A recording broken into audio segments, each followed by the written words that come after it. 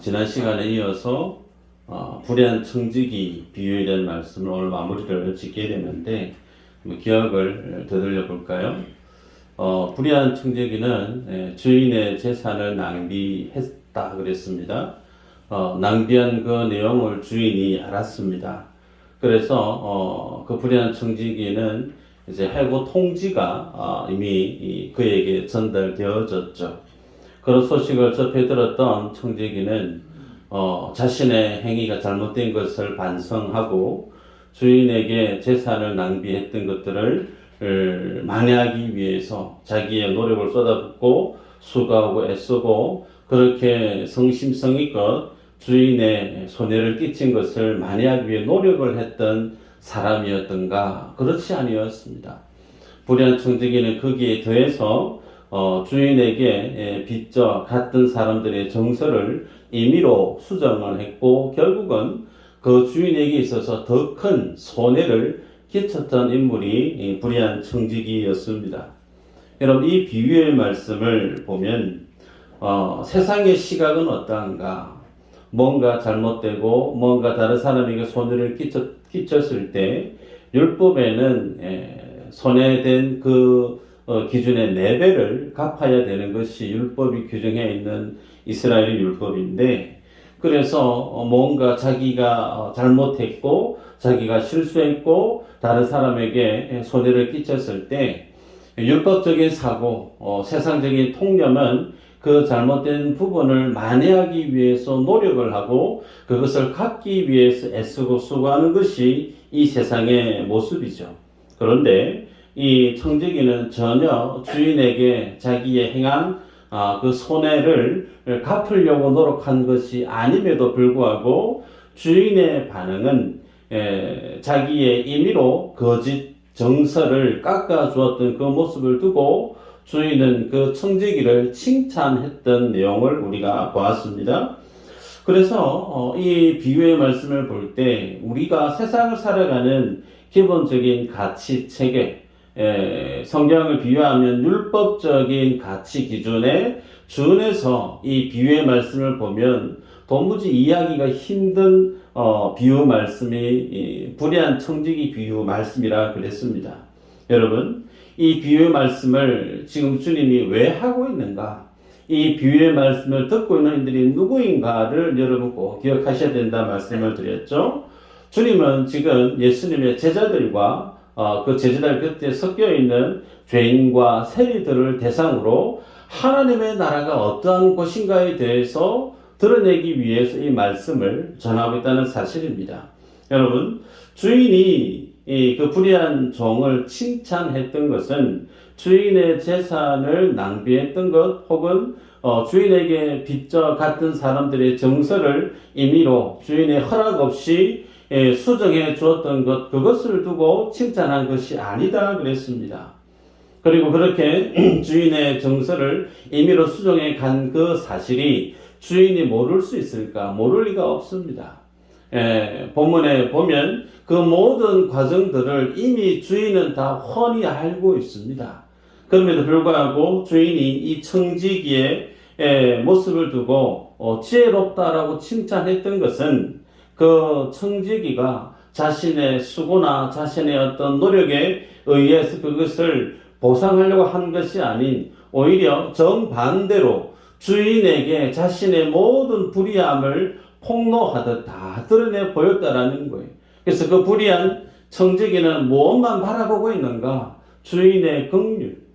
그 주인이 자신을 용서해 주기를 바라는 어떤 그 긍휼 외에 붙드는 것이 없습니다. 그래서 그 모습을 두고 주인은 그 청지기에게 있어서 지혜롭다라고 얘기를 했는데, 이 말씀과 같은 결을 맺고 있는 말씀이 비유가 두 군데가 있습니다. 우리가 어제 지난 시간에 봤던 말씀인데, 탕자의 비유에서 둘째 아들이 아버지의 재산을 자기의 몫을 미리 정산해서 그것을 돌려받아서 결국은 타국에 가서 화랑방탕하게 그 모든 재산을 낭비하고 돌아왔죠. 자, 그런 가운데 돌아왔던 그 아들을 아버지는 기다렸다가 만나서 죽었던 아들, 잃어버렸던 아들, 그 아들이 돌아왔다고 송아지를 잡고 잔치를 벌이지 않았습니까? 그 모습을 봤던 큰 아들은 그 잔치집에 들어가지 아니했습니다. 들어가지 않고 도리어 아버지에게 마음의 비수를 던진 듯한 말들을 던지죠. 나는 아버지의 일을 하기 위해서 열심히 수고하고 애썼는데 나를 위해서는 염소 새끼 한 마리도 잡아주지 아니했던 거. 그러면서 집 나가서 아버지의 모든 재산을 창녀와 함께 탕진하고 돌아온 저 아들을 위해서는 송아지를 잡아주느냐면서 아버지의 그 행위를 이해하지 못하고 도리어 아버지를 미워하고 있는 첫째 아들의 비유의 말씀을 여러분이 기억하실 겁니다. 여러분, 아버지의 관점에서 어떤 아들이 아버지의 마음을 이해하고 있고 어떤 아들이 아버지의 마음에 합한 아들이라 말할 수가 있을까? 둘째 아들이라는 거예요. 둘째 아들은 자기 자신이 얼마나 죽을 만한 죄를 범했는지를 알았습니다. 그래서 아버지에게 나오면서 나는 아버지의 아들이란 지위를 내게 어울리지 않으니 아버지께서 집에서 부리는 일꾼들 중에 한 사람 정도로 나를 그렇게 봐주시면 좋겠습니다. 철저히 자신의 허물과 자신의 죄됨을 아버지 앞에 고백하며 나와왔던 그 둘째 아들. 하지만 첫째 아들의 실수가 뭐였느냐면 첫째 아들은 율법의 가치 기준에서 보면 너무나 자랑스러운 아들임에 틀림이 없어요. 아버지가 시킨 일에 있어서 첫째 아들은 핑계대지 않고 묵묵히 자기 자리에서 아버지가 시키는 그 모든 일들을 다 잘 수행했다는 거죠. 변명하지 않고 게으름 피우지 않고 아버지가 시킨 그 모든 일 묵묵히 그 일을 다 감당했는데 문제가 뭐였느냐면 아버지는 그 첫째 아들에게 자신의 모든 것을 곧 나의 것이 아닌 너의 것으로 아버지는 그렇게 바라보고 있었지만 첫째 아들은 자신에게 하는 그 모든 것들이 아버지로부터 받았던 내가 해야 될 의무사항으로 인식했다는 거예요. 그래서 아버지가 시키는 일이니까 내가 그냥 해야 되는구나. 그리고 내가 그것을 성실히 해냈기 때문에 그 일이 어떻게 자기에게 인식되어졌느냐면 자기의 권리로 인식되어졌다는 거예요. 내가 이 정도로 애쓰고 수고하고 노력했으니 여기에 대해서 아버지가 인정을 해주시고 거기에 대해서 보상을 해주셔야 되는데 그렇게 수고한 나에게 대해서는 염소 새끼 한 마리도 잡아주지 않으면서 둘째 아들은 살아계신 아버지께로부터 재산을 미리 받아서 타국에 가서 허랑방탕하게 다 쓰고 들어온 그 아들을 잔치를 벌여주는 아버지의 모습을 이해하지 못하고 있죠. 여러분, 이 비유에 있어서 결을 같이 하는 게 어떤 말씀이냐면 마태복음 20장에 보면 1절부터 16절까지 예수님이 포도원 품꾼 비유 말씀을 하십니다. 포도원에 주인이 있는데 그 주인이 품꾼을 데려옵니다. 데려오는데 새벽에 데려오고 그 다음에 아침 9시, 12시, 그 다음에 오후 3시, 마지막에 오후 5시 품꾼들을 데려와요. 그러면서 전제가 뭐냐면 하루 품삯은 1데나리온이라는 거죠. 그런데 하루가 이제 다 지나고 일꾼들 일한 값을 정산을 하는데 가장 늦게 왔던 사람 5시에 와서 불과 일을 1시간을 따지면 1시간 남짓 했을까? 그런데 그 사람에게 주인이 1데나리온을 주는 거예요. 그 모습을 봤던 첫 번째 제일 일찍 왔던 그 품꾼은 속으로 생각하기를 가장 늦게 온 사람이 1데나리온 받았으니까 내가 아침에 새벽같이 와서 열심히 일했으니 내게는 많은 것을 주시지 않겠는가? 그런 기대로 주인 앞에 섰는데 주인이 1데나리온을 줍니다. 그러면서 그 모습 앞에 1데나리온 받은 제일 일찍 왔던 그 품꾼이 화를 내죠. 왜 내게 이것밖에 주지 않느냐고. 여러분, 이 비유에서의 핵심이 뭐냐면 하나님의 나라를 어떻게 들어갈 수 있느냐라는 거예요. 하나님의 나라는 내가 애쓰고 수고하고 노력한 나의 노력의 결과치로 하나님의 나라에 들어가는 것이 아니라는 겁니다. 하나님의 나라는 오롯이 하나님이 부어주시는 긍휼, 하나님이 허락하시는 은혜로 하나님의 나라에 들어갈 수 있다라고 하는 진리를 비유 말씀으로 전하고 있는 겁니다. 여러분, 그래서 제일 일찍 왔던 그 품꾼이 착각하고 있는 게 뭐냐면, 제일 일찍 와서 애쓰고 수고한 그것이 주인이 자신에게 주었던 은혜임을 몰랐다라는 거예요. 반면에 가장 늦게 와서 1시간 정도 일하다가 주인으로부터 한 데나리온 받은 거, 1시간밖에 일한 게 없는데 내게 하루 전체 품삯을 주시다니 너무 감사한 거예요. 뭐죠? 마지막에 왔던 그 품꾼은 한 데나리온 받는 거, 조금이라도 일할 수 있게 만들어준 것, 그것이 주인이 내게 부어주었던 은혜라는 것을 인식했다는 겁니다. 같은 맥락으로 첫째 아들 탕자에 비유해서 아버지가 그 첫째에게 일할 수 있는 그 모든 권한을 주어서 그로 하여금 아버지의 그 모든 가산을 돌아보게 했던 그 일은 그에게 주어진 의무가 아니라는 거예요. 그에게 주어졌던 특권이고 아버지가 그에게 주어졌던 배려고 복이라는 겁니다. 그 사실을 본인은 하나님의 은혜가 아닌 이것을 내가 열심히 수고했으니 내가 그것을 요구할 수 있는 권리로 인식했다는 부분이죠. 여러분, 그래서 주님은 이 땅에 오셔서 하나님의 나라의 진리를 전하실 때 그 하나님의 나라와 대척 지점이 있는 것이 뭐냐면 경고한 율법주의라는 거예요. 그래서 오늘 우리가 지난 시간에 이어서 보게 되는 불의한 청지기 비유의 말씀에 있어서 정확하게 지금 주님은 율법의식에 굳어져 있는 그들의 사고방식을 하나님의 은혜로 깨고 부수고 관통해 버리는 것이 우리가 읽었던 본문의 말씀입니다. 그래서 청지기가 주인의 재물을 손에 낭비하고 임의로 그 모든 정서를 수정해서 더 큰 손해를 끼친 것, 여러분, 그 모습을 주인이 모를 리가 없다는 거예요. 그런데 그 모든 것을 알고 그 불의한 청지기는 오롯이 주인의 긍휼만을, 그렇지 하지 않으면 살 수 있는 길이 자기에게 없으니까 일을 하자니 힘들고 다른 사람에게 빌어먹자니 부끄러워서 이도 저도 할 수 없는 처지에서 할 수 있는 선택이 불의함을 드러내는 것밖에 없었던 그 모습을 두고 주인은 지혜롭다라고 했던 것입니다. 여러분, 그래서 아셔야 될 것이 뭐냐면, 우리 사람들은 하나님 앞에서 자신이 만들어 놓은 노력의 결과치, 우리는 그것을 자기의라고 얘기합니다. 내가 이 정도로 헌신했고, 이 정도로 뭔가를 만들었고, 노력했고, 수고했고, 그것을 들고 하나님 앞에 들고 나아가면 하나님이 그것을 기뻐해 주실 줄 여긴다라는 거예요. 그것을 통해서 하나님의 나라에 들어갈 수 있다라고 여기는 것. 여러분, 복음은 그것이 아니라는 겁니다. 하나님의 나라에 들어갈 수 있는 것은 오롯이 뭐밖에 없느냐면 아버지가 죄인들에게 부어주시는 긍휼, 아버지가 죄인들에게 부어주시는 은혜, 그 자비하심 외에 인생이 아버지가 원하는 그 하나님의 영광에 준하는 의를 들고 갈 수 있는 결과치는 없다라는 겁니다. 여러분, 그래서 불의한 청지기 비유의 핵심은 율법 앞에 모든 인생은 어떤 존재로 드러나느냐면 죄인이라고 하는 부분으로 드러난다는 거예요.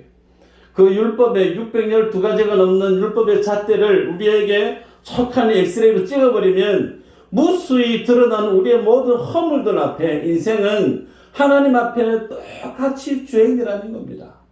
교회 다니는 사람도 죄인이고 교회 밖에 있는 사람도 죄인이라는 거예요.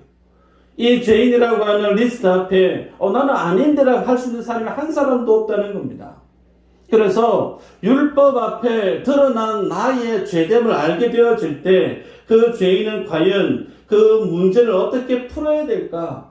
드러난 자신의 죄됨을 알게 되어졌을 때 인생은 과연 무엇을 해야 하고 어디에 의지해야만이 자신의 그 문제를 해결할 수 있느냐에 대한 부분을 이 비유의 말씀으로 주님이 제시하고 있다는 겁니다. 정리하면 인생은 하나님 앞에서 불의한 자라고 판명이 난 존재라는 거예요. 더 중요한 것은 그렇게 자기 자신이 내가 참 불의한 자이구나라고 하는 것을 압니다. 그러면 그 불의한 자의 사실을 알면 더는 불의한 대로 살지 않아야 되는데 여전히 자신이 어디에 사느냐면 그 불의한 자의 삶의 자리를 떠나지 못하는 것이 모든 인생에 살아가고 있는 삶의 현 주소라는 거예요. 예를 들어 볼까요? 이 불의한 청지기가 누구냐면 결론적으로 말씀드리는 우리들 자신인데요. 여러분들이 예수님을 믿기 전에 죄 가운데 있었습니다. 그래서 예수님을 만나기 전에는 죄가 뭔지를 몰라요. 그냥 내 뜻대로 내 마음대로 그냥 살았어요. 그때는 하나님의 진리가 내 속에 없었으니 성령이 내게 죄에 대한 깨달음 주시지 않으니 죄를 범하면서도 그것이 죄인지 인식을 하지 못했단 말이죠. 그러나 예수님을 만나고 나면 성령이 우리에게 임하셔서 죄에 대해서 의에 대해서 하나님의 준엄한 심판의 진리가 무엇인지에 대해서 말씀을 보면 볼수록 주님 우리에게 그 죄를 깨닫게 하시죠. 여기까지는 다 아멘이신 줄 압니다. 그런데 더 중요한 것은 무엇이 하나님이 기뻐하시는 것이고 무엇이 하나님이 기뻐하지 않는 죄인지를 이제는 안다는 거예요. 교회를 다니면서 신앙생활하면서 말씀을 묵상하면서 알게 되어졌는데 그렇다고 해서 오늘 내가 주님 앞에 살아가는 내 삶의 실제 모습이 죄를 짓지 않고 살아가느냐? 그거 아니에요. 예수님을 믿기 전이나 믿은 후나 정도 차이는 있을 수 있으나 여전히 주님 앞에 나는 죄인임을 성경이 우리에게 자정합니다. 여러분 그래서 여전히 변함없이 우리는 불의함의 모습이 있는 하나님의 자녀들이라는 사실이죠. 그럼 이 문제를 이런 내 자신의 삶의 실제 모습을 두고 우리가 주님 앞에 어떻게 살아가야 될 것인가? 여러분 교회에서 봉사하는 것들, 충성한 것들, 헌신한 것들, 여러분 그런 어떤 삶의 모습들은 내가 주님 앞에 들고 가서 자랑해야 될 것들이 아니고요. 그 삶을 살게 해 주신 것들이 곧 하나님이 내게 주셨던 은혜라는 사실을 아셔야 됩니다.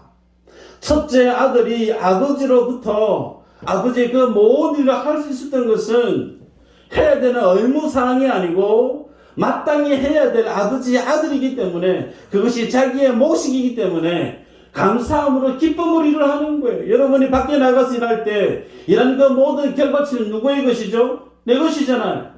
내 수입이잖아요.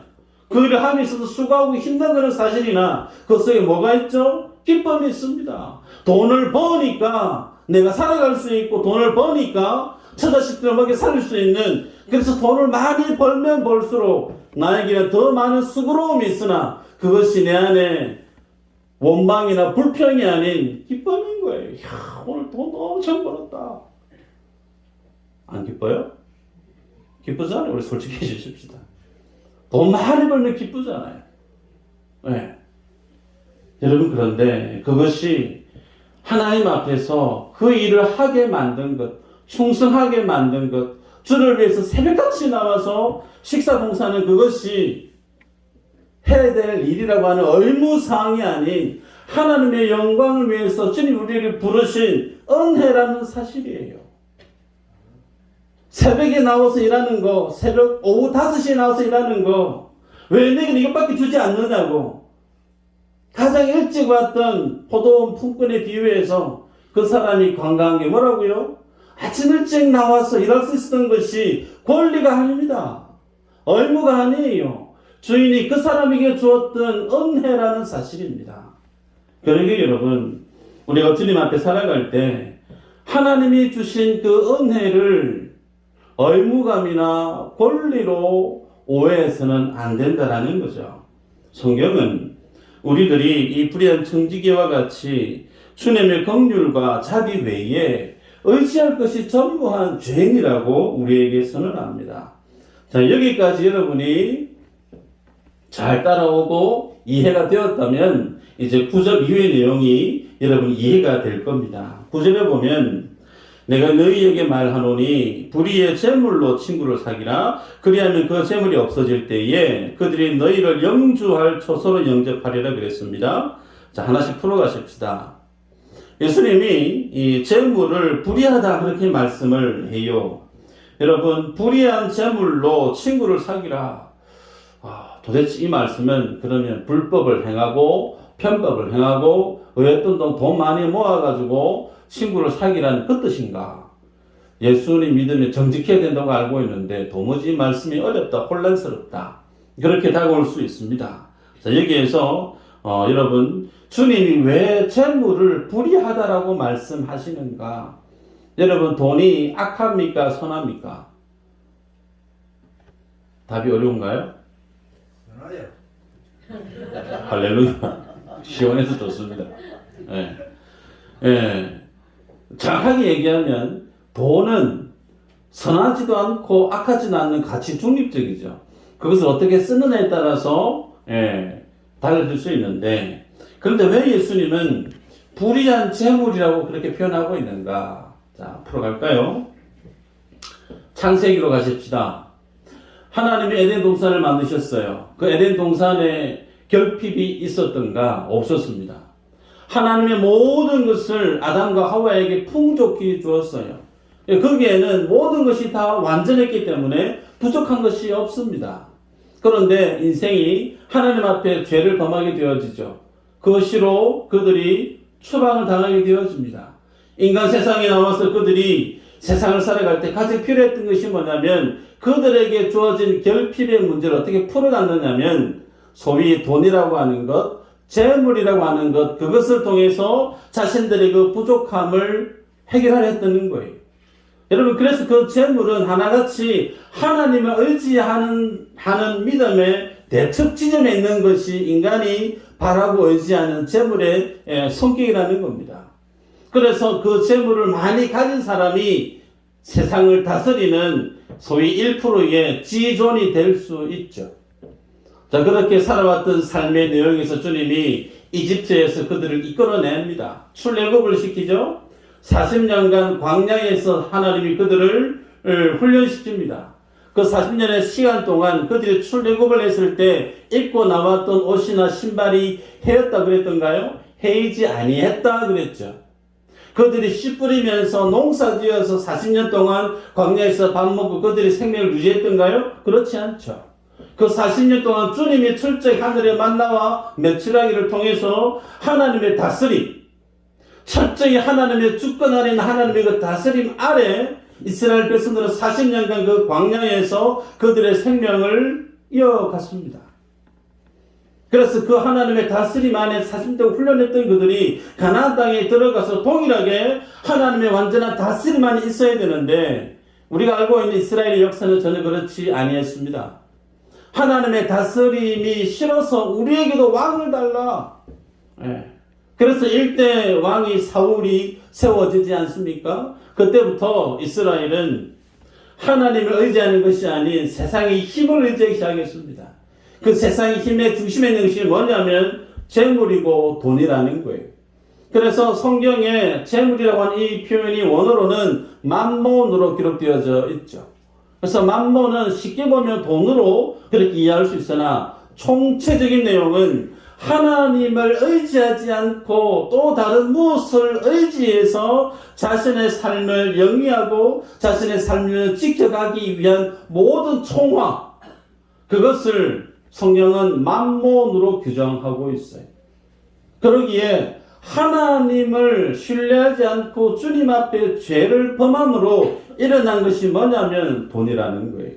그래서 주님은 그 재물을 불의하다라고 말씀을 합니다. 자, 그러면 그 불의한 재물로 뭘 하라 말씀하냐면 친구를 사귀라 그렇게 말씀합니다. 여러분, 이 말은 불의한 세상에서 인생이 떠날 수 없다는 거예요.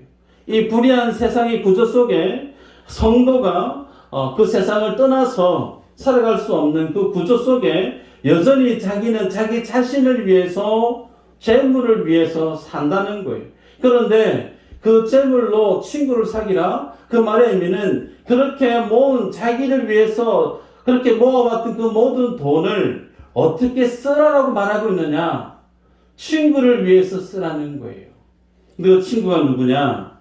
친구 대신 예수 그리스도. 그래서 영원한 생명을 주시는 영원한 하나님의 나라를 우리에게 주실 그 주님을 위해서 그 재물을 쓰는 자가 되라라고 주님은 우리에게 권면합니다. 그럴 때에 재물이 다 사라질 때, 그 재물이 더 이상 필요 없는 때가 될 때, 그때 그 친구가 나를 영원한 하나님의 초소, 하나님의 나라로 영접해 줄 것이다 라고 주님이 말씀을 하죠. 다음에 보게 되겠지만 16절 19절 이후로 보면 부자와 거지 나사로 비유가 등장합니다. 여러분 솔직하게 얘기하면 부자로 산다라는 것이 여러분 다 부러워하고 기분 좋아할 텐데, 예수님 하신 말씀이 내 이웃을 내 몸같이 사랑하라. 여러분 이 말씀에 비춰보면 예수 믿는 사람이 부자로 살아갈 수가 있을까? 불가합니다. 내 이웃을 내 몸처럼 사랑하기 위해서는 철저하게 무엇을 계속 흘려보내야 되느냐면 물질을 이웃을 위해서 쓸 수밖에 없어요. 그러다 보면 예수 믿는 사람의 부자가 되기 쉬운가? 되기 힘듭니다. 그래서 부자로 살았다라고 하는 것은 부인할 수 없는 것이 뭐냐면 나는 나를 위해서 열심히 살았다라는 것과 맥을 같이 하죠. 결국은 이 돈에 대한 내용에 있어서 우리가 부인할 수 없는 것이 뭐냐면 나는 하나님을 믿는 하나님의 백성이라 고백은 해도 내 삶의 실제 내용은 하나님보다 뭘 더 원하고 갈급히 하며 살았던 존재인가? 재물이에요. 돈이란 말이에요. 이걸 우리는 부인할 수가 없습니다. 그런데 인생이 이렇게 모아왔던 그 재산을 친구 대신 예수님께 그 모든 재물을 쓰게 되어질 때 그 친구 대신 주님이 그 모든 물질을 주님께 쏟는 그에게 영원한 하나님의 나라를 허락해 주시고 그를 하나님의 나라로 영접해 주실 것이다 라고 주님이 말씀합니다. 그러기에 여기에서 우리가 중요한 것이 두 가지가 있는데, 첫 번째는 자신이 불의한 청지기임을 아는 자, 이 사실을 자기가 인정해야 된다는 거예요. 내가 불의한 자임을 아는 사람, 내가 이렇게 추하고 더럽고 잘못 들통이 나면 어느 누구에게 다 돌을 맞아 죽기에 딱 적합한 그런 위험천만한 인생임을 자기 스스로 아는 자는 누가 이런 나를 맞아줄까 고민하게 되는 거예요. 그런데 이런 나를 맞아줄 수 있는 분이 딱 한 분 계시다는 거예요. 그분이 누구죠? 죄인을 찾으러 오셨던 예수 그리스도. 그 주님만큼은 이러한 나의 불의함을 주님이 품어주신다는 거예요.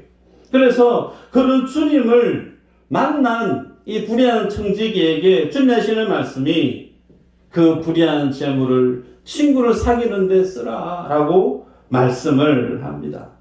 자, 처음에는 돈이 내 삶의 주인이었는데 그 돈을 쫓아가던 인생이 자기의 불의함을 자기 스스로 깨닫게 된 거예요. 그러면서 이제 자신이 불의함을 누구에게 내가 내 자신을 맡겨야 될지 고민했던 그가 예수님이 한 분밖에 나를 맞을 분이 안 계심을 알게 되어졌을 때 이 사람은 이제 삶의 주인이, 이전에는 물질이, 재산이 자신의 삶의 주인이었는데 점차 그 주인의 자리가 친구 대신 예수 그리스도로 자리가 옮겨진다는 거예요. 자, 그래서 13절에 한번 읽어볼까요? 13절 같이 읽어보십시다. 시작.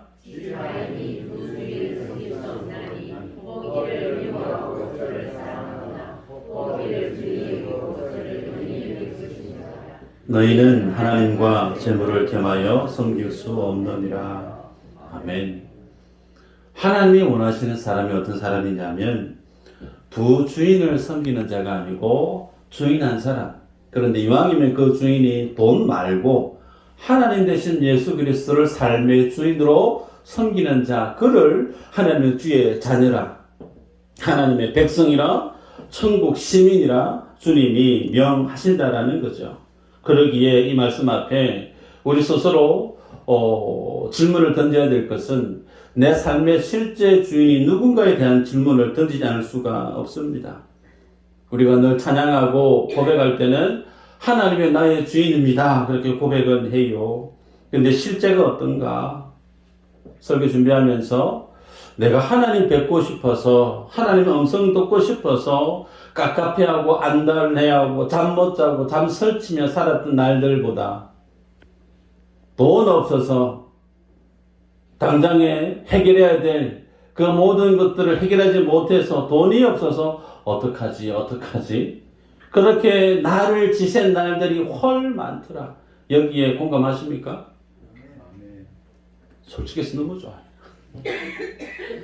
여러분, 이게 우리의 모습이면 내 삶에 지대한 영향력을 미치고 있고 내 마음의 상당한 부분을 차지하고 있는 것이 돈이냐 하나님이냐, 객관적으로 주님 앞에 우리가 들고 나아가면 우리는 하나님이 나의 유일한 주인입니다라고 고백은 해도 실제는 그렇지 못하다는 거예요. 우리의 실제 삶의 영역은 어쩌면 두 주인을 같이 섬기고 있는 불의한 자로 하나님 앞에 판명 날 수밖에 없다라는 사실입니다. 그런 우리에게 주님이 하시는 말씀이 10절이죠. 지극히 작은 것에 충성된 자는 큰 것에도 충성되고 지극히 작은 것에 불의한 자는 큰 것에도 불의하니라. 여기에 보면 작은 거 큰 거 주님이 대조하시면서 충성이라는 말을 주님이 하시는데 무엇이 작은 것인가? 이 세상에서 재물을 가지고 살아가고 거기에 애쓰는 것이 작은 것이라는 거예요. 큰 것은 이 세상이 아닌 영원한 하나님의 나라를 위해서 애쓰고 수고하는 것을 큰 것이라 그렇게 말씀을 합니다. 때문에 주님이 재물을 가지고 이 땅에서 살고자 하는 그것 작은 거다. 하나님의 영원한 나라를 위해서 애쓰고 수고하는 것, 그것은 큰 것이다. 그런데 그 큰 것에 충성된 자가 되기 위해서는 주님이 어떻게 명하시느냐면 작은 것에 충성되라라고 말씀합니다. 그럼 여기에서 재물을 작은 것이라 말씀하시고 충성되이 살아라 말씀하실 때 그 충성은 어떤 의미냐면 재물을 열심히 모으는데 열심히 충성해라, 그 뜻이 아니에요. 재물을 열심히 모아서 그 재물을 쓰는 일에 있어서 충성되라는 거예요. 그 재물을 누구에게 쓰라는 거예요? 친구 되신 예수 그리스도, 그 친구 되신 주님을 사귐에 있어서 그렇게 애쓰고 모았던 재물을 충성되이, 물질을 씀씀이 있게 규모 있게 하나님 앞에서 그 물질을 충성되이 집행하는 삶을 살아갈 그때에 하나님이 영원한 하나님의 나라에 대해서도 그에게 맡기신다라는 뜻입니다. 여러분, 그래서 이 재물을 사용함에 충성하지 못하는 자, 어떻게 영원한 것, 하나님의 천국을 그에게 제시한들 그가 하나님의 나라에 있어서 그 영광을 향해 충성할 수 있겠느냐? 우리의 마음의 폐부를 착히 찔러 쪼갭니다. 주님을 위해서 봉사하세요. 전도하세요. 선교하세요. 예배당을 건축하는데 큰 물질이 필요합니다. 여러분 헌금하세요. 여러분, 교회가 많은 일들을 주님 앞에 추진해 가죠. 그런데 그 모든 일의 가장 작은 일이 뭐냐면 내 지갑을 여는 거예요. 여기에 주님 앞에 신실하지 못하고 여기에 주님 앞에 솔직하지 못한 자는 하나님의 어마어마하게 큰 하나님의 영광스러운 그 일에 주님이 그를 들어 쓰실 수가 없다는 거예요. 여러분, 그래서 여러분에게 던지는 질문, 하나님이 커 보이는가? 돈이 커 보이는가? 실제적인 질문입니다. 예수님을 더 사랑하지 못해서 안타까워하고 이웃을 더 살갑게 섬기지 못해서 아쉬워하는 것보다 돈 더 많이 못 벌어서 남들 다 가는 해외여행 못 가서 아쉬워하고 남들 때가 되면 큰 집으로 좋은 차 옮겨 타고 살아가는데 그렇지 못한 자신의 모습을 두고 속상해하고 살아가고 있는 것은 아닌가? 나에게 큰 것이 하나님이 커 보이는가? 돈이 커 보이는가? 이 질문 앞에 우리는 바른 믿음의 고백을 하실 수 있어야 됩니다. 자, 이 답을 할 수 있는 자는 11절, 12절을 볼 수가 있어요. 주님이 말씀하는데 불의한 재물에 충성하지 아니하면 누가 참된 것을 너희에게 맡기고 너희에게 주겠느냐 그랬습니다. 그래서 불의한 재물에 충성한 자에게 참된 것을 맡기겠다 그렇게 말씀을 해요. 자, 그래서 이 땅에서의 재물을 모으는 그 일을 이제 친구 대신 예수님께 그 재물을 충성되이 씀에 있어서 여기에 신실해야 되는데 그렇게 살아가게 되어지는 자는 읽었던 13절 이후로 보면 두 주인을 섬겼는데 물질과 하나님을 섬겼던 인생이었는데 점차 그 물질의 종이 아닌 하나님을 섬기는 자의 모습으로 삶의 내용이 바뀌어서 간다는 거예요. 이 모습을 지금 주님 우리에게 기대하고 있다는 사실입니다. 근데 이 말씀을 14절이 안 읽었지만 14절에 보면 이 비유의 말씀을 누가 듣고 있느냐면 바리새인들이 듣고 있어요. 그러면서 주님이 성경에서 바리새인들이 어떤 사람들인지를 폭로하고 있죠. 보면 바리새인들은 돈을 좋아하는 자들이라 이 모든 것을 듣고 비웃거늘. 여러분, 바리새인들은 율법을 칼같이 지키는 사람이에요. 심지어 일주일에 이틀 동안 금식하던 사람이에요. 11조 주님 앞에 드리고 주일 성수 열심히 하고 그래서 모든 율법적으로 다 지키면서 그 율법을 지키지 않는 사람들 저기 뒷짐지고 그래가지고 신앙생활하는 예수님 믿고 구원받을 수 있겠나? 다른 사람 정죄하고 판단하고 살았던 이들이 바리새인인데 여러분 드러나 있는 모습은 참 믿음 좋다. 저렇게 금식도 하고 여러분 금식 몇 번 하셨어요 원래? 금식도 하고 11조 칼같이 내고 남들보다 열심히 봉사하고 그런 분 보면 저분 정말 대단 장목가입니다. 저 양반은 정말 안수 집사니까 그런 말 하지 않겠어요? 그런데 주님이 그런 사람들을 향해서 폐부를 찔러 쪼갭니다. 저 사람들 돈 좋아하는 사람들이다. 그러면서 예수님이 하신 그 말씀을 비웃었다 그렇게 표현합니다. 여러분 그래서 우리가 예수를 믿고 살아갈 때 주일 성수하는 거 중요한 가치입니다.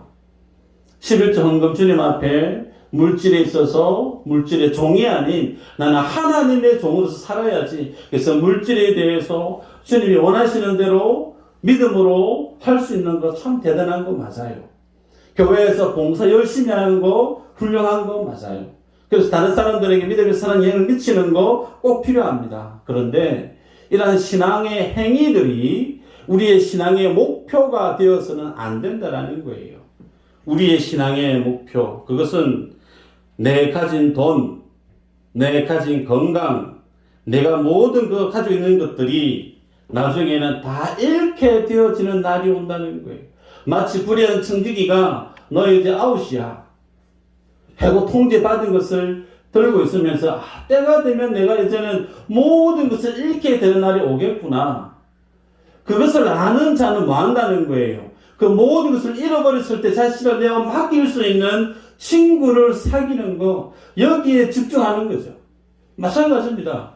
우리가 예수님을 믿고 살아갈 때 주님 우리에게 요구하신 믿음의 신앙의 목표, 그것을 어디에 둬야 되냐면 신앙의 행위보다 내가 모든 것을 잃어버리게 되는 날이 온다는 거예요.